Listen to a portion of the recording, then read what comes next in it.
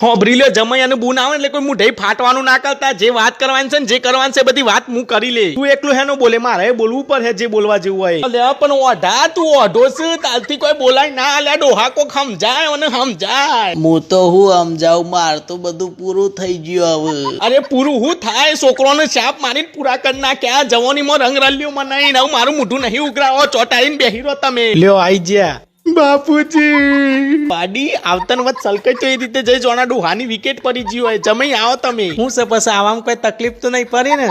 હવે તું કાચંડા જેવી ચા ઉકાળ ને સોની મોની જઈને હોય તકલીફો ખબરો બધી કાઢ્યા વગર. અરે પણ દૂધ નહીં. હા હવે જે હોય જલ્દી બોલો, હું મારા ડાલાની વર્ધી મૂકીને આવ્યો છું. હું નવરો નહીં તમારા જેમ. જુઓ જમાઈ આજે ડોહો બેઠો છે ને આખી જિંદગી રંગરલિયો મનાઈ છે. તરિયા ઝાટક બધી જમીનો વેચી મારી છે. અડધો વીઘો વધ્યો છે ને એ અમારે વેચી મારવાનો છે ને વેચીને ફરાર થઈ જવાનું છે. મારે ને મારા બૈરાન બેવાનું. હે એમની તો કઈ રીતે ફરાર થઈ જાય? મારી મંજૂરી અમારી સાઈન વગર. એટલે તો જમાઈ રાજા તો મને બોલાયા છે. કાગળિયો બધો રેડી છે, ખાલી બુનનો અંગૂઠો જ લેવાનો છે. ના એમની તો હેનો અંગૂઠો માલ દે. મારો ભાગ છે. અરે મતલબ કઈનો ભાગ છે. હું અંગૂઠો મારવા તૈયાર છું, પણ બાપુજી કોઈ તો જ. ના ભાઈ એવી ખોટી વાતો નહીં કરવાની. એમની સાઈન કે અંગૂઠા નહીં થયો હોય તો આ કહી દઉં. લે હેડલી ને કર આપડે. હું આડું હા 50 વીઘામાં હરા 49 વીઘા પચન બેસી ગયો છે ને અડધા વીઘામાં આ પાડીનું નોમ નાખીને એના કોંડા વચમાં બેહાડી દીધો છે. એના કોંડા તારો ભાગ એનો કાઢ્યો છો અમો.